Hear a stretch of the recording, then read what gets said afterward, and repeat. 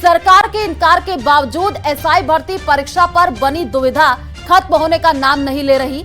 अभ्यर्थी अभी भी परीक्षा रद्द होने की आस लगाए बैठे हैं और इस उम्मीद का आधार हाईकोर्ट है। आज हुई सुनवाई में हाईकोर्ट ने आरपीएससी को फटकार लगाई। देखिए रिपोर्ट।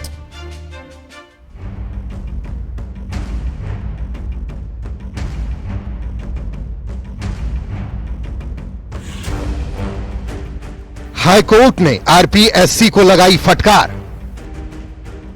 एफआईआर दर्ज करने से क्यों किया इनकार? सरकार की तमाम कोशिशों के बावजूद आरपीएससी की साख बहाल नहीं हो पा रही।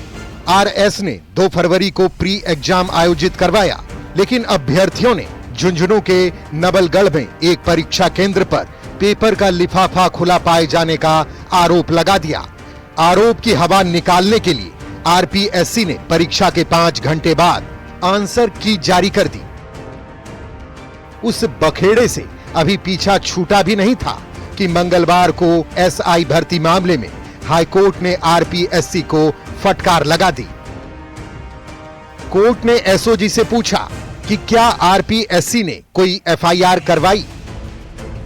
एसओजी के एडीजी का जवाब, एफआईआर नहीं करवाई। कोर्ट ने आरपीएससी चेयरमैन से पूछा, आपके 2 मेंबर संलिप्त, तब एफआईआर क्यों नहीं कराई? आपके सदस्य आपराधिक गतिविधि में शामिल हैं, ऐसे में आपको एफआईआर करानी थी। एसओजी के एडीजी ने कोर्ट से कहा, सीनियर टीचर भर्ती परीक्षा का पेपर भी लीक हुआ। कोर्ट ने आरपीएससी के चेयरमैन से पूछा, क्या आपने इस मामले में एफआईआर दर्ज कराई? आरपीएससी चेयरमैन ने कोर्ट से कहा, मामले में भी एफआईआर नहीं कराई। कोर्ट ने कहा, क्या यह संस्था गूंगी बहरी हो चुकी है? क्या इनका कोई धनी धोरी भी है? कोर्ट ने कहा, आरपीएससी की ड्यूटी नहीं बनती कि पेपर लीक होने पर एफआईआर कराए। कोर्ट ने एसओजी के एडीजी से पूछा, क्या आरपीएससी के चेयरमैन संजय क्षोत्रिय को आरोपी बनाया? एसओजी के एडीजी वीके सिंह का जवाब, नहीं। कोर्ट ने एसओजी से पूछा, क्या आपने उन्हें क्लीन चिट दी? कोर्ट के ये रिपोर्ट जो है एसआईटी की, ये किसके निर्देश पर बनाई गई, किस अथॉरिटी से बनाई गई? तो इसका जवाब उनकी तरफ से ये दिया गया कि ये उन्होंने अपनी खुद की मर्जी से बनाई है। और हमारी तरफ से ये हमने प्रिलिमिनरी ऑब्जेक्शन रेज किया कोर्ट में कि याचिकाकर्ताओं के पास अभी कोई कॉज ऑफ एक्शन नहीं है, ऐसा कोई आदेश नहीं है राज्य सरकार के द्वारा पारित किया गया जिसको वो चुनौती दे रहे हों। अभी मैटर अंडर इन्वेस्टिगेशन है, अंडर कंसिडरेशन है और इसलिए ये प्रीमेच्योर है। ये राज्य सरकार की ओर से भी कहा गया और हम जो सिलेक्टेड कैंडिडेट की तरफ से रिप्रेजेंट कर रहे हैं उनकी तरफ से भी कोर्ट को प्रिलिमिनरी ऑब्जेक्शन हमने रेज किया। न्यायालय के सामने एसआई भर्ती पर सुनवाई थी। वीके सिंह साहब भी उपस्थित हुए थे। उनके द्वारा पूरा लेखा जोखा जो अब तक हुआ है एसआई भर्ती में कोर्ट के सामने रखा गया। उन्होंने स्पष्ट रूप से कहा कि पेपर 35 दिन पहले ही लीक हो गया था, इसका बड़े लेवल पे सर्कुलेशन हुआ। इसके अलावा जो पेपर लीक गैंग है, जो जगदीश बिश्नोई गैंग है और जो कालेर गैंग है, उनके द्वारा भी तीनों पारियों का पेपर 13, 14 और 15 का सितंबर का लीक हुआ। बड़े स्तर पे मोबाइल डिवाइसेस से ये पूरे राजस्थान के विभिन्न इलाकों में भेजा गया और एवं साइट हैंडलर्स के द्वारा यह पेपर अभ्यर्थियों को पढ़ाया गया। वीके सिंह जी के बताने के पश्चात कोर्ट की आरपीएससी और सरकार पे यह टिप्पणी थी कि क्या सरकार और आरपीएससी गूंगी या बहरी है।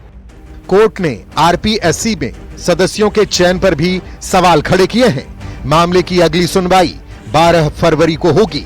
आपको बताते चलें कि एसओजी, पुलिस मुख्यालय, एजी और कैबिनेट सब कमेटी भर्ती रद्द करने की सिफारिश कर चुके हैं, जबकि ट्रेनिंग ले रहे सब इंस्पेक्टर्स इस नौकरी के लिए दूसरी सरकारी नौकरी छोड़ने की दलील दे रहे हैं। गौरतलब है कि सब इंस्पेक्टर भर्ती 2021 परीक्षा का पेपर लीक हो गया था। एसओजी की जांच में कई डमी कैंडिडेट बैठाने का मामला सामने आया था। फिलहाल करीब 50 ट्रेनिंग एसआई को एसओजी अरेस्ट कर चुकी है, जिनमें से 25 को हाई कोर्ट से जमानत मिल गई थी। Bureau report, news 18 Rajasthan. हर एक बात पर बेबाकी से जवाब देने वाले किरोड़ी लाल मीणा इन दिनों शांत नजर आ रहे हैं, लेकिन उनके आरोपों के बाद प्रदेश की सियासत में जोरदार हलचल है। आलम यह है कि वो भले ही कुछ ना बोले, लेकिन उसके पक्ष में बोलने वालों की फेहरिस्त लंबी हो गई है। बीजेपी के नोटिस के बाद किरोड़ी लाल मीणा ने तो सार्वजनिक तौर पर कोई बयान नहीं दिया, लेकिन विपक्ष को सरकार को घेरने का मौका मिल गया है। देखिए रिपोर्ट।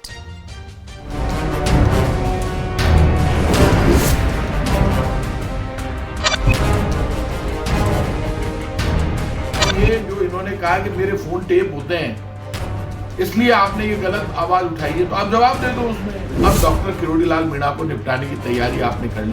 निजी जो लाइफ है उसके अंदर ताकझां करने का अधिकार किसी को नहीं होता, चाहे वो मुख्यमंत्री हो चाहे प्रधानमंत्री हो। का अंदरूनी मामला है, इसको मीडिया ट्रायल नहीं करते।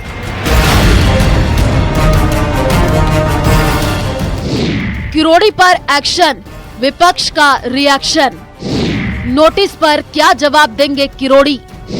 मदन राठौड़ की विपक्ष को नसीहत, बोले ये पार्टी का आंतरिक मामला।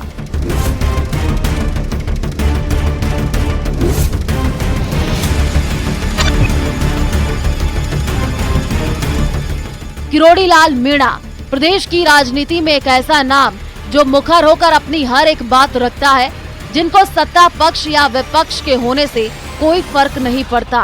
इन दिनों वही किरोड़ी लाल मीणा राजनीति के केंद्र में है। अपने ही पार्टी पर फोन टैपिंग जैसे गंभीर आरोप लगाने के बाद किरोड़ी लाल मीणा भले ही फिलहाल शांत हो गए हों, लेकिन विपक्ष खुलकर बोल रहा है। टीकाराम जूली और प्रताप सिंह खाचरियावास के बाद अब पूर्व मंत्री राजेंद्र गुढ़ा ने भी किरोड़ी लाल मीणा के मसले पर रिएक्शन दिया। राजेंद्र गुढ़ा का कहना है कि किसी की निजी जिंदगी में झांकना सही नहीं और उनके साथ जो हो रहा है उसका अंजाम ये लोग भुगतेंगे। कैबिनेट मंत्री की उसकी निजी जो लाइफ है उसके अंदर ताकझां करने का अधिकार किसी को नहीं होता, चाहे वो मुख्यमंत्री हो चाहे प्रधानमंत्री हो। और किरोड़ी लाल जी भूल गए, लोग 5 साल तक सड़कों पर उन्होंने आंदोलन किया था, लड़ाई लड़ी थी। और बाबा ने जो किया था, सड़क के ऊपर एक ही आदमी लड़ा था 5 साल में सरकार के खिलाफ। जिस लेवल का मैं बताना चाह रहा हूँ, जिस लेवल पर किरोड़ी बाबा ने जो स्ट्रगल किया और आज उसके साथ जो कर रहे हैं भुगतेंगे ये। किरोड़ी लाल के आरोपों पर विधानसभा में भी विपक्ष ने जोरदार हंगामा किया था। सदन से लेकर सड़क विरोध प्रदर्शन किया गया। अब बीजेपी प्रदेश अध्यक्ष मदन राठौड़ ने विपक्ष को नसीहत दी है कि ये पार्टी का आंतरिक मसला है और उसे पार्टी स्तर पर ही सुलझा लिया जाए। पार्टी का अंदरूनी मामला है, इसको मीडिया ट्रायल नहीं करते। पार्टी में एक व्यवस्था है और उचित समय पर और नेतृत्व सही निर्णय करेगा। दरअसल पार्टी ने किरोड़ी लाल मीणा के फोन टैपिंग के आरोप को अनुशासनहीनता मानते हुए कारण बताओ नोटिस जारी किया था, जिसका जवाब उन्हें 3 दिन के अंदर देना था। हालांकि किरोड़ी लाल मीणा ने सार्वजनिक रूप से अभी कोई बयान जारी नहीं किया है, लेकिन खुद को पार्टी का अनुशासित सिपाही बताते हुए नोटिस मिलते ही जवाब देने की बात कही थी। किरोड़ी लाल मीणा को भेजे गए नोटिस में पार्टी ने कहा कि आप बीजेपी के सदस्य हैं और पार्टी के टिकट पर सवाई माधोपुर क्षेत्र से विधायक निर्वाचित हुए हैं। आप राजस्थान सरकार में मंत्री भी हैं। आपने पिछले दिनों मंत्री परिषद से इस्तीफे की खबर न्यूज़पेपर में छपवाने के लिए उपलब्ध करवाने और सार्वजनिक रूप से बयान देकर भाजपा नीति सरकार पर फोन टैप कराने का आरोप लगाया, जो असत्य है। आपने बयान देकर बीजेपी की बहुमत वाली सरकार की प्रतिष्ठा को धूमिल करने का काम किया। आपका उपरोक्त कृत्य पार्टी के संविधान में वर्णित अनुशासन भंग की परिभाषा में आता है। नोटिस में कहा गया कि आपके उपरोक्त बयान को पार्टी के राष्ट्रीय अध्यक्ष ने पार्टी के संविधान में वर्णित अनुशासनहीनता माना है। बीजेपी के राष्ट्रीय अध्यक्ष के निर्देशानुसार आपको ये कारण बताओ नोटिस भेजा जा रहा है। आप आरोपों पर 3 दिन के अंदर अपना स्पष्टीकरण प्रस्तुत करें, अन्यथा ये समझा जाएगा कि आपको उपरोक्त आरोप के बारे में कोई स्पष्टीकरण नहीं देना है। किरोड़ी लाल मीणा के बीजेपी पर लगाए गए फोन टैपिंग के आरोपों ने सियासत को गर्म कर दिया है। विपक्ष को बैठे बिठाए सरकार को घेरने का मुद्दा मिल गया। अब देखना ये होगा कि बीजेपी के भेजे गए नोटिस पर किरोड़ी क्या जवाब देते हैं और जवाब से संतुष्ट न होने पर पार्टी अगला कदम क्या उठाती है। Bureau report, news 18 Rajasthan.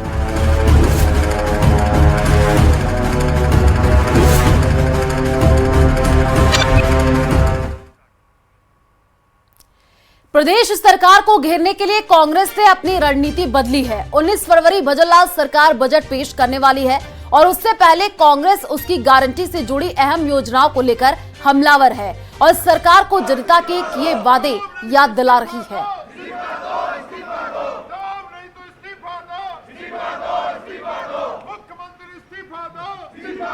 बाबा साहब अम्बेडकर की जो सोच है, महात्मा गांधी जी की जो सोच है, उसका अपमान ये कर रहे हैं। इनका कोई मतलब नहीं है संविधान से, लोकतंत्र से, प्रजातंत्र से, विपक्ष से, यहाँ की मर्यादाओं से, परंपराओं से कोई सरोकार नहीं है। किसी के खिलाफ कुछ भी बोल दो। एक दिन किसी ने कुछ बोल दिया था तो रात को नींद नहीं आई थी मुख्यमंत्री जी को। सत्ता पक्ष की ड्यूटी होती है कि जब उनके ऊपर आरोप चाहे प्रतिपक्ष लगाए चाहे सत्ता पक्ष के लोग लगाएं, उस बात का जवाब देना पड़ता है। जांच की जरूरत होती है तो जांच कराई जाती है, किसी के खिलाफ एक्शन की बात होती है तो एक्शन की बात की जाती है। यहाँ न एक्शन है, न जवाब है, न जिम्मेदारी है। यहाँ तो कोरी वो लफाजेबाजी है। तो लफाजीबाजी से हम संतुष्ट होने वाले नहीं। प्रधानमंत्री जी ने कहा था कि हम कांग्रेस की कोई योजना बंद नहीं करेंगे, बंद कर दी। सरकारी स्कूल में ना यूनिफॉर्म मिल रही है, ना दूध मिल रहा है बच्चों को। हालत इतनी खराब हो गई कि हमारी योजनाएं बंद हो गई, अस्पताल में दवाई नहीं है और पिछले बुजुर्ग विकलांग विधवा पेंशन पिछले 6 महीने से नहीं दे रहे लोगों को। इनका पूरा मैनेजमेंट फेल हो गया। ये अधिकारी तो हमारे टाइम पे लगा के रखना चाहते हैं लेकिन करप्शन नहीं छोड़ना चाहते। चित्तौड़गढ़ सांसद सीपी जोशी ने आज लोकसभा में शून्यकाल के दौरान अपने संसदीय क्षेत्र में रेलवे से संबंधी विषयों को उठाया।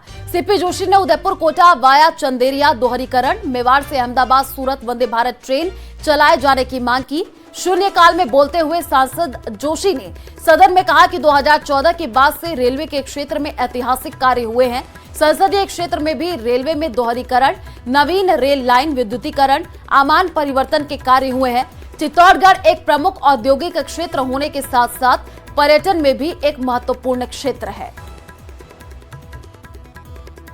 के बाद से देश में रेलवे क्रांति के माध्यम से इस देश को कई सौगातें मिली है।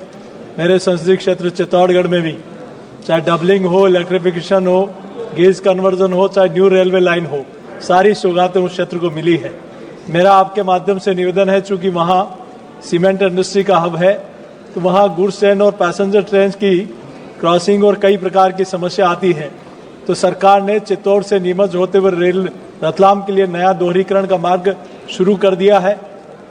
अजमेर से चित्तौड़ स्वीकृत कर दिया है। अब उदयपुर से चंदेरिया होते हुए कोटा, ये एक नया जो डबलिंग होना है, ये अगर स्वीकृत हो जाता है तो उस क्षेत्र के लिए बहुत बड़ी सौगात मिलेगी। साथ ही चित्तौड़ उदयपुर से अहमदाबाद सूरत तक के लिए एक वंदे भारत ट्रेन जो शीघ्रता से शुरू होगी तो उस क्षेत्र को फायदा मिलेगा। बहुत बहुत धन्यवाद। टोंक जेल में बंद निर्दलीय प्रत्याशी नरेश मीणा से मिलने पहुंचे पूर्व मंत्री राजेंद्र गुड़ा को बैरंग लौटना पड़ा। इंतजार के बाद भी जेल अधिकारियों ने मुलाकात नहीं कराई। राजेंद्र गुड़ा ने सरकार पर निशाना साधते हुए कहा कि डबल इंजन की सरकार को घमंड आ गया। जेल और पुलिस अधिकारियों से बात करने के बाद झुंझुनू से आया। गुड़ा ने नरेश मीणा को लेकर कहा कि पूर्वी राजस्थान में यूथ का लीडर है, सरकार ने 3 महीने से जेल में डाल रखा है। गुड़ा ने कहा कि शासन, प्रशासन और पुलिस को तानाशाही नहीं करने देंगे, हम पैदल यात्रा निकालकर विधानसभा पहुंचेंगे। गुड़ा ने कहा कि नरेश मीणा की गलती धारा 323 की थी और पुलिस ने धारा 360 लगा दी। पूर्व मंत्री ने किरोड़ी मीणा के साथ लाल डायरी पर भी बयान दिया। ठीक है, जो ये राजस्थान यूनिवर्सिटी के जनरल सेक्रेटरी रहे हैं, इन्होंने विधानसभा के चुनाव लड़े हैं, इन्होंने राजस्थान यूथ की लीडरशिप की है और 50-60 हज़ार वोट इन्होंने लिए हैं 2 बार। और आज राजस्थान के अंदर, ये पूर्वी राजस्थान के अंदर एक यूथ का एक लीडर है ये, और उसको आज 3 महीने से जेल में डाल रखा है।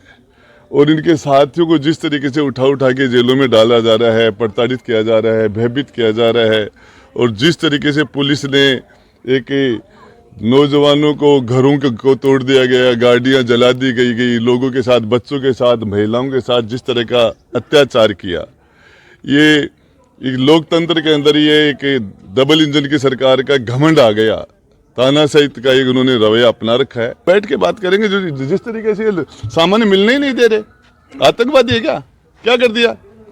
एसटीएफ की गलती नहीं थी क्या? एसटीएफ ने महिलाओं से जबरदस्ती हाथ पकड़ वोट क्यों डलवा रहे थे? अधिकारी कुछ भी करे तो चलेगा, अधिकारी रोज बदमाशी कर रहे हैं, लूट कर रहे हैं, भ्रष्टाचार कर रहे हैं, करप्शन कर रहे हैं, सरकार डूबी आकल्ट भ्रष्टाचार के अंदर सारे के सारे, उसका कोई इलाज नहीं है। करने वाले काम उसने गलती 323 की थी, 307 लगा दी, ऐसे थोड़ी होता है। बिग बॉस ओटीटी सीजन 2 के विजेता और यूट्यूबर एल्विश यादव एक बार फिर सुर्खियों में है और इस बार वजह बना है जयपुर विजिट के दौरान बनाया गया उनका एक वीडियो, जिसे एल्विश ने खुद अपने सोशल मीडिया अकाउंट पर डाला। लेकिन विवाद इस बात पर है कि वीडियो शूट के दौरान जयपुर पुलिस उनकी गाड़ी को एस्कॉर्ट करती नजर आई। हालांकि जयपुर पुलिस कुछ भी बोलने से इनकार कर रही है। की शुरुआत भी बढ़िया होती है हमारी है भाई, होंगे 10-15 गाने तो होंगे।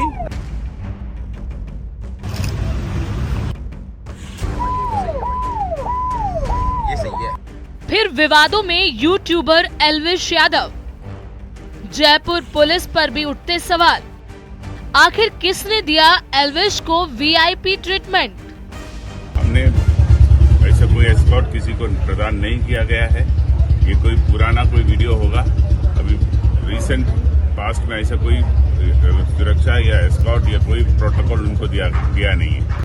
जयपुर पुलिस भले ही यूट्यूबर एल्विश यादव को सुरक्षा देने की बात से इनकार कर रही हो, लेकिन ये तस्वीरें और गाड़ी के अंदर एल्विश यादव की बातचीत चीख कर बयां कर रही है कि जयपुर विजिट के दौरान उसे वीआईपी ट्रीटमेंट दिया गया। ये दो तस्वीरें एल्विश यादव के जयपुर दौरे के दौरान की है, जिसमें साफ देखा जा सकता है कि एल्विश की गाड़ी के आगे आगे पुलिस की गाड़ी चल रही है। इतना ही नहीं, उनकी गाड़ी ड्राइव करने वाला शख्स कांग्रेस नेता और पूर्व मंत्री प्रताप सिंह खाचरियावास का बेटा बताया जा रहा है। अब जरा इन दोनों की बातों से आप अंदाजा लगा सकते हैं कि एल्विश यादव को पुलिस की सुरक्षा मिली थी या नहीं। अब अपने जिप्सीज बैग है। हाँ भाई, वापस आ गई। इस बार ब्लू वाली है, सफेद वाली कहाँ गई? सफेद वाली नहीं भाई, आपकी बार के थाने वाली आएगी अपने को, कल आएगी सफेद वाली भाई लाइन से। ओके। अब ये भाई यहाँ जो सा थाना लगता है वहाँ से आई है। ये भी सही है भाई, ये सही है। हाँ भाई, ये जल्दी निकाल देती है भाई ट्रैफिक में। चेतक निकाल देती है भाई। ये चेतक का क्या सीन है? ये चेतक क्या है भाई? ट्रैफिक में हमारे में तो चेतक को स्कूटर कहते हैं। ना भाई, ये लोगों की सुरक्षा के लिए बनाई है वैसे तो। और फिर ये जाम वाम भी हटवा देती है। लोकल थाने के होते हैं तो इनको नॉलेज भी होती है इस चीज की। ओके फिर ठीक है। पहुंच जा रही भाई पूरी लोग। अपने पाव भाजी खा ली, गोलगप्पे खा ली, अपने चल दिए होटल। यूट्यूबर एल्विश यादव इन दिनों सुर्खियों में। दरअसल एल्विश यादव के वीडियो सोशल मीडिया पर वायरल हो रहे हैं। ये वीडियो राजधानी जयपुर के बताए जा रहे हैं, जिनमें एल्विश यादव एक युवक के साथ कार में बैठकर कहीं जाते आते नजर आ रहे हैं। और सबसे खास बात है कि जयपुर पुलिस की चेतक गाड़ियां इस कार को एस्कॉर्ट करते हुए नजर आ रही है। एल्विश के साथ मौजूद युवक खुद को जहां पर एक और कैबिनेट मंत्री का बेटा बता रहा है, वहीं पर एल्विश यादव के साथ साथ बातचीत में कहा गया है कि आने वाले दिनों में या जयपुर की सड़कों पर घूमते वक्त उन्हें एस्कॉर्ट के लिए और भी थानों की चेतक गाड़ियां मिलेगी, साथ में और वीआईपी ट्रीटमेंट भी मिलेंगे। एल्विश यादव तस्वीरों में साफ तौर पर पुलिस एस्कॉर्ट के बीच शहर में घूमते नजर आ रहे हैं। इतना ही नहीं, इस वीडियो को उन्होंने खुद ही अपने अकाउंट पर शेयर किया है। दरअसल एल्विश यादव सांभर में अपने नए गाने की शूटिंग के लिए जयपुर गए थे। इस दौरान एल्विश ने ब्लॉग वीडियो शूट किए। अब जरा इस वीडियो में कृष्णवर्धन सिंह से उनकी बातचीत को सुनिए। दिन की शुरुआत भी बढ़िया होती है हमारी है। अभी हम चल दिए सांभर लेक, तो यहाँ से ये है 2 घंटा दूर समथिंग। मैं कह रहा हूँ जो ये वाली गाड़ी है कि कौन से इलाके तक साथ रहेगी? तो थाने वाइज थाने चेंज होगी, फिर वो आएगी परमानेंट वाली, वो आएगी लाइन से, वो आई रही है, बस रास्ते नहीं है। थाने वाइज थाने चेंज होती रहेगी ना गाड़ी। तो ये कितने थाने बदले जाएंगे जहाँ तक पहुँचेंगे हम? भाई होंगे 10-15 थाने तो होंगे। 10-15 जिप्सी चेंज होंगी क्या?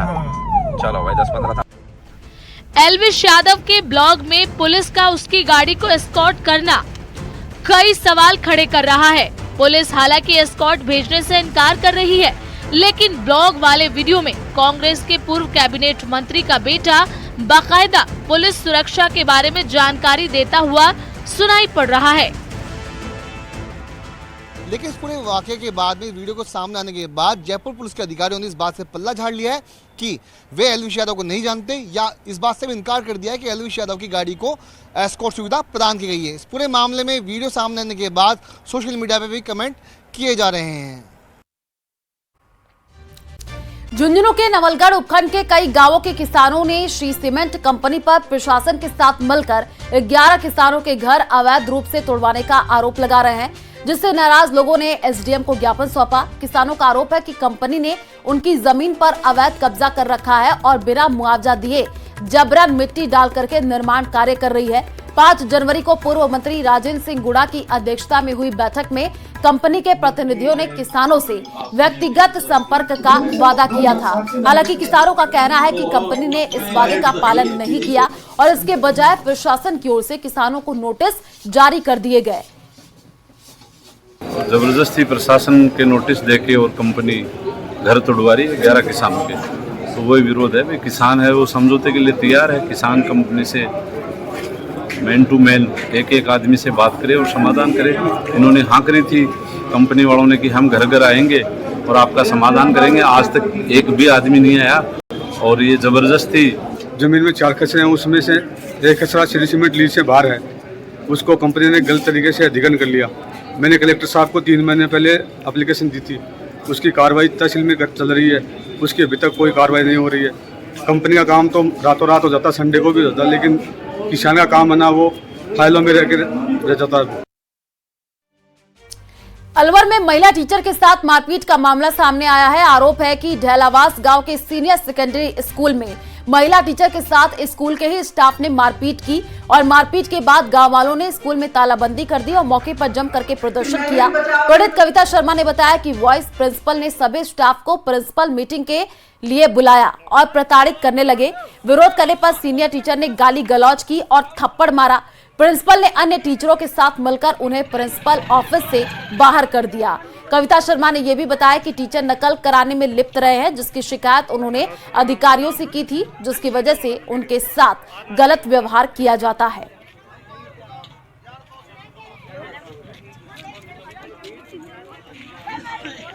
प्रधानाचार्य और स्टाफ की से बहुत ज़्यादा प्रताड़ित हूँ। आज मैंने नकल प्रकरण की शिकायत की थी और प्रधानाचार्य की कुछ गलत गतिविधियों की सूचना दी थी अधिकारियों को, लेकिन उसके बावजूद मुझे लगातार प्रताड़ित किया जा रहा है। जांच रिपोर्ट भी इन्होंने दबा दी है, उसमें वास्तविक तथ्यों की अनदेखी की।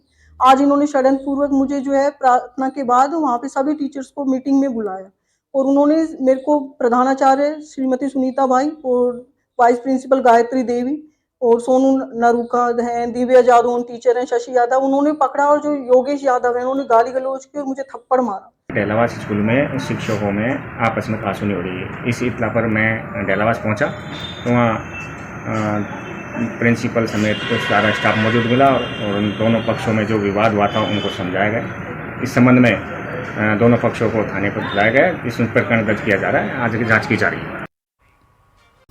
बाड़मेर जैसलमेर लोकसभा के पूर्व सांसद और पूर्व केंद्रीय मंत्री कैलाश चौधरी ने मंगलवार को जन सुनवाई का आयोजन किया, जहां बड़ी संख्या में लोग सड़क, पानी, बिजली की समस्याएं लेकर के पहुंचे। इस दौरान उन्होंने समस्याओं के समाधान का भरोसा दिया। उन्होंने दिल्ली में जीत के लिए जनता का आभार जताया। उन्होंने कहा कि दिल्ली में डबल इंजन की सरकार बनी है। एक ऐसी सरकार का अंत हुआ जो झूठी थी, जिसने दिल्ली के साथ ठगी करने का काम किया। 10 साल तक दिल्ली की जनता के साथ धोखा किया, इससे दिल्ली पीछे रह गया, उसका अंत हुआ है। आने वाले समय में अच्छा सुशासन होगा। कहाँ पे पड़ी है?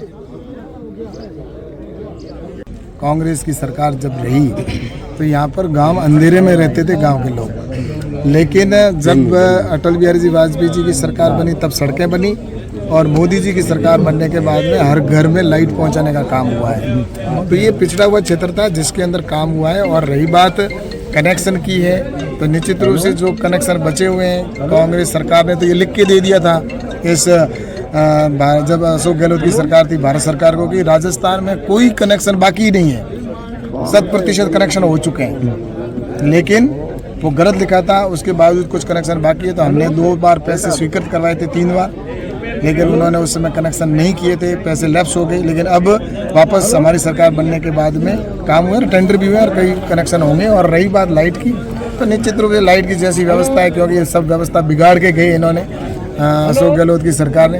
अब निश्चित रूप से प्रयास किए जा रहे हैं कि GSS अधिक से अधिक बने और ताकि ज़्यादा से ज़्यादा फीडर हो तो वहाँ पर लाइटें पहुँचे, इसके लिए लगे हुए हैं और निश्चित रूप से बहुत जल्दी सारी सुविधाएं। राजस्थान बीजेपी में इन दिनों संगठन के चुनाव को लेकर के अंदर खाने जम करके खींचतान चल रही है। बीजेपी में संगठन की दृष्टि से पूरे प्रदेश में 44 जिले हैं, लेकिन इनमें से अभी तक 27 जिलों में ही जिला अध्यक्षों की घोषणा हो पाई है। इसके बावजूद ऑल इज वेल का दावा किया जा रहा है। देखिए रिपोर्ट।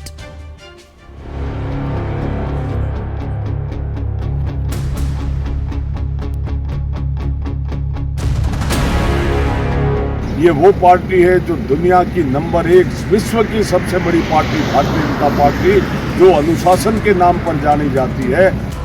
दावों के आसमान से धरातल का सच नहीं दिखाई देता। बीजेपी भले ही संगठनात्मक दृष्टि से एकजुट होकर काम करने का दावा करती हो, लेकिन वास्तविकता अलग है। इस बार संगठन पर्व में बीजेपी आम सहमति बनाने में नाकाम साबित हो रही है। पहले मंडल अध्यक्षों के चुनाव में जमकर विवाद हुआ, तो अब जिला अध्यक्षों के चुनाव में पार्टी अभी तक सहमति नहीं बना पा रही है। अभी तक 44 में से 27 जिला अध्यक्षों की हुई घोषणा। 17 जिलों में जिला अध्यक्षों की घोषणा नहीं हो पाई, जिससे प्रदेश संगठन के चुनाव में देरी हो रही है।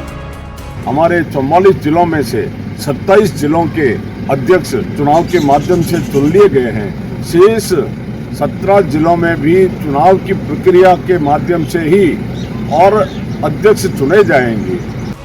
बताया जा रहा है कि वरिष्ठ नेताओं की आपसी खींचतान के कारण 17 जिलों में चुनाव नहीं हो पा रहे हैं। जिला अध्यक्ष के चुनाव पूरे हो तो प्रदेश अध्यक्ष का चुनाव हो। हालांकि मदन राठौड़ का प्रदेशाध्यक्ष के रूप में निर्विरोध निर्वाचन तय माना जा रहा है। हमारे सब नेताओं ने, मैं भी आज प्रवास में हूँ, हम सब मिलकर सर्वसम्मति बना के और हम चुनाव की प्रक्रिया कर रहे हैं। और राजस्थान के अंदर 44 जिलों के अतिरिक्त 1138 हमारे कुल मिला के मंडल है, उसके अंदर 1000 के लगभग मंडलों का गठन हो गया है। तय कार्यक्रम के अनुसार तो मंडल अध्यक्षों और जिला अध्यक्षों के चुनाव का काम पूरा हो जाना चाहिए था, लेकिन आधी फरवरी बीतने को है और अभी तक मंडल अध्यक्षों और जिला अध्यक्षों के चुनाव पूरे नहीं हुए हैं। ऐसी हालत में प्रदेशाध्यक्ष के चुनाव की अंतिम तिथि का कोई अता पता नहीं है। भारतीय जनता पार्टी वो पार्टी है जिसके यशस्वी मुख्यमंत्री भजन लाल शर्मा जी और हमारे प्रदेश के अध्यक्ष मदन राठौड़ जी, हम सब नेताओं ने मिलकर, कार्यकर्ताओं ने मिलकर तय किया है, हम सर्वसम्मति से चुनाव की प्रक्रिया अपना रहे हैं। शेष जिलों में चुनाव के माध्यम से ही और जिला अध्यक्ष की घोषणा की गई है। असल में बीते दिनों पार्टी के राष्ट्रीय संगठन महामंत्री BL संतोष भी आए थे। तब उन्होंने निर्देश दिए थे कि 50% नहीं पूरे चुनाव होने चाहिए। राजस्थान बीजेपी की कोशिश है कि सर्वसम्मति से जिला अध्यक्षों के नाम सामने आने चाहिए, लेकिन अपने खास के चलते ऐसा संभव नहीं हो पा रहा है। ऐसे में पार्टी दुविधा में है कि आखिरकार इस मुश्किल का हल निकले तो कैसे निकले। न्यूज़ 18 राजस्थान के लिए जयपुर से सुधीर शर्मा की रिपोर्ट।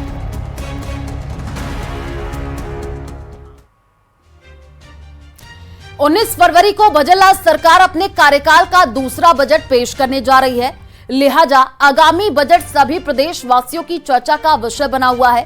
खास तौर पर युवाओं की नजरें आगामी बजट पर है। युवाओं के अनुसार बजट में रोजगार, शिक्षा, भर्तियां, महंगाई बड़े मुद्दे नजर आ रहे हैं। युवाओं का कहना है कि भजनलाल सरकार युवा सेंट्रिक बजट पेश करेगी, जिसमें खास तौर पर युवाओं के रोजगार, स्टार्टअप की बात को ध्यान रखा जाएगा।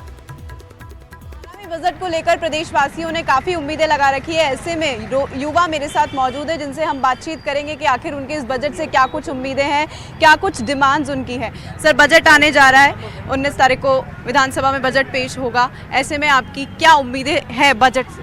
हमारी उम्मीद है सरकार से कि सरकार बजट लाएगी बेरोजगारों के पक्ष में, किसानों को पक्ष में, और सरकार को बेरोजगारी घटाने के लिए ज़्यादा से ज़्यादा वैकेंसीज और निकल भी रही हैं खूब वैकेंसीज। ऐसे नहीं कह सकते कि मैं सरकार वैकेंसीज नहीं निकाल रही है। मेरी तो युवाओं के लिए एक ही विशेष मांग है राजस्थान के मुख्यमंत्री श्री भजन लाल जी से कि जो भी वैकेंसी निकाली है L1 में L2 में इनकी पोस्ट बढ़ाए जाएं। और मैं टेक्निकल लाइन से आता हूं तो टेक्निकल में टेक्निकल हेल्पर की 250 पद दिए हैं आपने, सबका निजीकरण कर रहे हैं आप।